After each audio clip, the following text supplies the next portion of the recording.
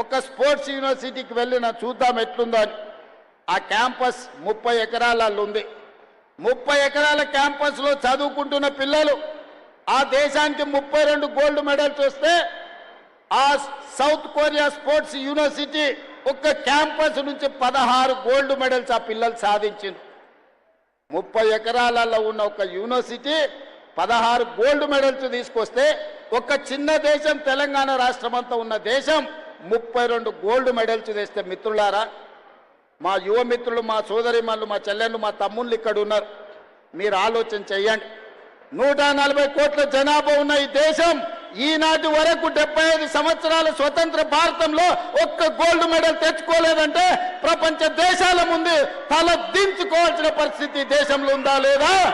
ఈ చరిత్రను తిరిగి రాయాల్సిన అవసరం మన తెలంగాణ బిడ్డల మీద ఉన్నదా లేదా ఒక్కసారి ఆలోచన చేయండి. అందుకే ఈనాడు ఎవరు విమర్శించినా ఏమనుకున్నా సరే అని యంగ్ ఇండియా స్పోర్ట్స్ యూనివర్సిటీని పబ్లిక్ ప్రైవేట్ పార్ట్నర్షిప్ లో ప్రారంభించడం. 2034 ఒలింపిక్స్ లో తెలంగాణ రాష్ట్రం నుంచి గోల్డ్ మెడల్ సాధించే విధంగా మన పిల్లల్ని క్రీడల్లో తీర్చిదిద్దే బాధ్యత ముఖ్యమంత్రిగా నేను తీసుకుంటా అని చెప్పి ఈ రోజు మీకు చెప్పదలుచుకున్నా. ప్రపంచ దిగ్గజం మెస్సీ ఫుట్బాల్ ఆడే వాళ్లకు నిలువెత్తు దేవుడు.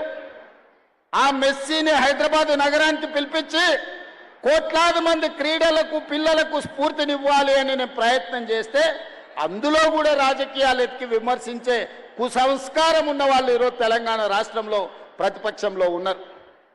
ఆయన డ్రగ్స్ డాన్ కాదు, మాఫియా డాన్ కాదు, బ్యాంకులు కొల్లగొట్టాడు, ప్రాజెక్టులు కట్టి కూలగొట్టాడు, కమిషన్ల పేర్ల మీద 1000 కోట్లు కొల్లగొట్టాడు. ఫుట్బాల్ మైదానంలో అద్భుతాలు సృష్టించే మెస్సీ తెలంగాణ రాష్ట్రానికి వస్తే గర్వపడాలి. ప్రపంచ దేశాల ముందు మన ఎస్సీ ఎస్టీ మైనారిటీ హాస్టల్లో ఉండే పిల్లల్ని ఉప్పల్ స్టేడియంలోకి తీసుకెళ్లి మెస్సీతో ఫుట్బాల్ ఆడించిన ఆ ఎస్సీ ఎస్టీ బీసీల పిల్లలు స్వయంగా ఎక్కడో టీవీలో చూసే మెస్సీతోని ఉప్పల్ స్టేడియంలో వాళ్ళు ఫుట్బాల్ ఆడితే వాళ్లకు జీవితకాలం మధుర జ్ఞాపకమా కాదా ఒక్కసారి ఆలోచన చెయ్యండి.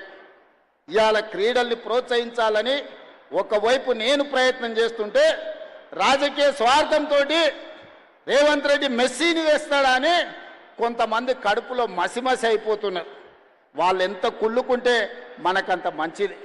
ఆ కుళ్ళుతోనే ఇట్లాంటి కుతంత్రాలతోనే కృషించిపోయి ప్రతిపక్ష హోదా కూడా రాకుండా వాళ్ళు కొట్టుకపోతారని నేను సంపూర్ణంగా విశ్వసిస్తున్నా.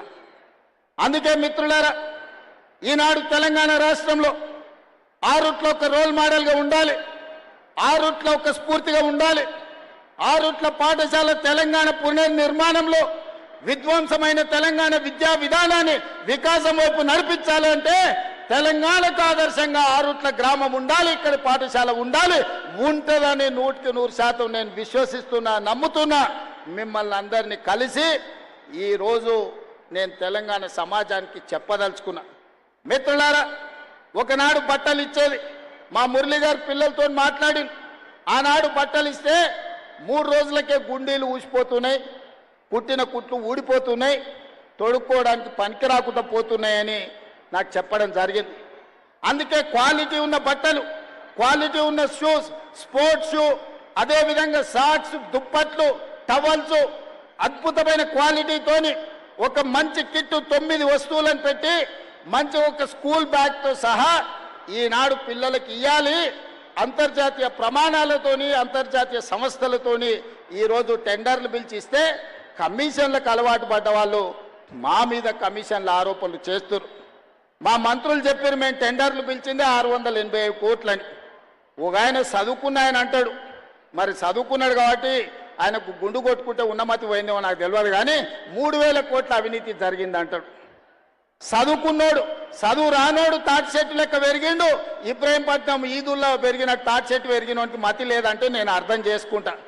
చదువుకొని ఐపీఎస్ అయినోడు 687 కోట్ల టెండర్ పిలిస్తే 3000 కోట్ల అవినీతి జరిగిందని ఆరోపణ చేస్తే ఇంకా అతన్ని ఏమనాలో నాకైతే అర్థమైతే లేదు. జాలిపడి వదిలేయడం తప్ప నేను విమర్శ చేయదలుచుకోలే. అందుకే ఈనాడు క్వాలిటీ ఉన్న బట్టల్ని, క్వాలిటీ ఉన్న షూని, ఈరోజు నాణ్యమైన వస్తువులను అందించాలని ప్రణాళిక పెట్టుకున్నాం.